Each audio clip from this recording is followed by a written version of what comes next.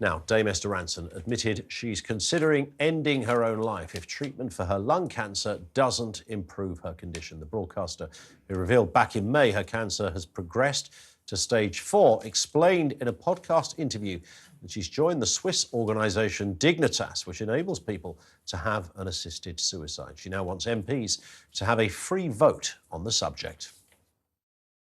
I have joined Dignitas. I have, in my brain, thought, well, if the next scan says nothing's working, I might buzz off to Zurich. But, you know, it puts my family and friends in a difficult position because they would want to go with me. And that means that the police might prosecute them. So we've got to do something. At the moment, it's not really working, is it? Esther Rantzen's daughter, Rebecca Wilcox, told talkTV earlier she fears being accused of murder if she openly supports her mother's wishes. And she's backed calls for a review into convictions related to assisted suicide.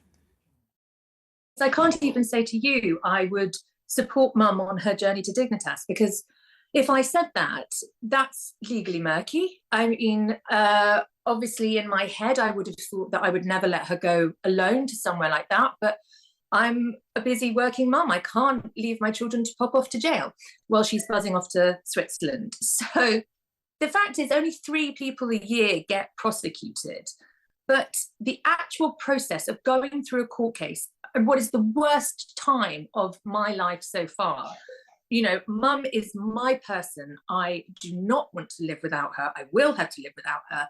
And please, please don't make it worse for me by accusing me of murdering her and making me go through what would be a terrifying legal process. I think this is one of those subjects that is you're either there or you're there, and there's very little in the Venn diagram other than those two kind of fairly entrenched positions. I had a Christian and a rabbi on with me earlier on talkTV, and the Christian was very forthright about how this is, you know, essentially the worst thing in the world. You don't need to do it. There's other methods. Palliative care is great these days, etc. And the rabbi was, Jonathan Romain, was just making the very reasonable point that, well, you know, this is a personal choice. And if people want to do it, they should be able to do it. And if it's about a God thing, we intervene a lot already in different ways, from saving somebody from a heart attack, surgery, you name it. You know, we get involved in areas where once upon a time our fellow humans, our predecessors, thought we shouldn't. So it has to be, Isabel, it's got to be an individual choice, hasn't it? I think so. I mean, it's all very well saying that palliative care is amazing these days. I mean, I've watched now 3 deaths up close, you know, progressively, things getting worse, and only one of those, I would say, was what you might call a good death. That isn't to say that those people that died themselves would have wanted assisted dying, but it certainly made me reflect long and hard about the end of life and what is a good death and what isn't a good death. And I have to say, I'm quite traumatised by the death of my mother, how that played out. I don't want a death like that.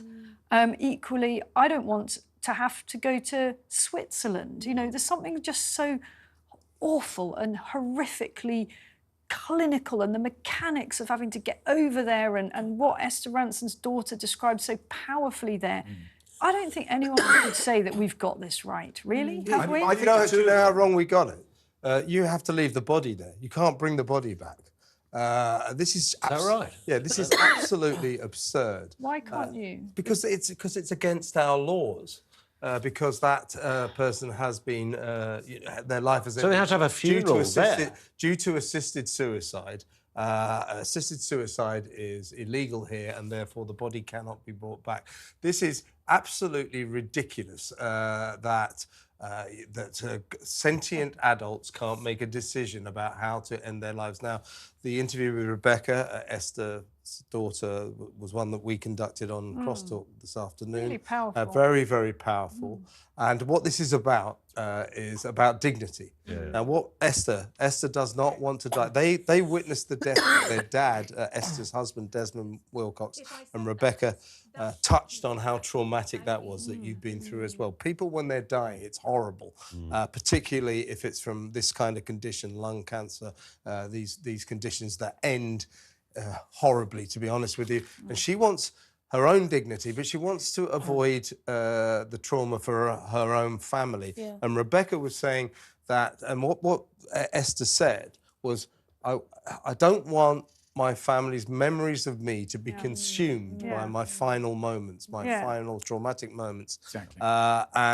So Esther was saying, it's about my dignity and it's about saving my family. And Rebecca said, for a long time after my beloved father died, she said the only thing in her mind, the only thing she could think of, her only memory, was the awful final moments. And the fact that 650 MPs sitting there in Westminster, they last voted on this in 2015, a vote organised, of course, by David Cameron, and decided that it is their job to decide how we end our lives and not individuals, not our life. That is ridiculous.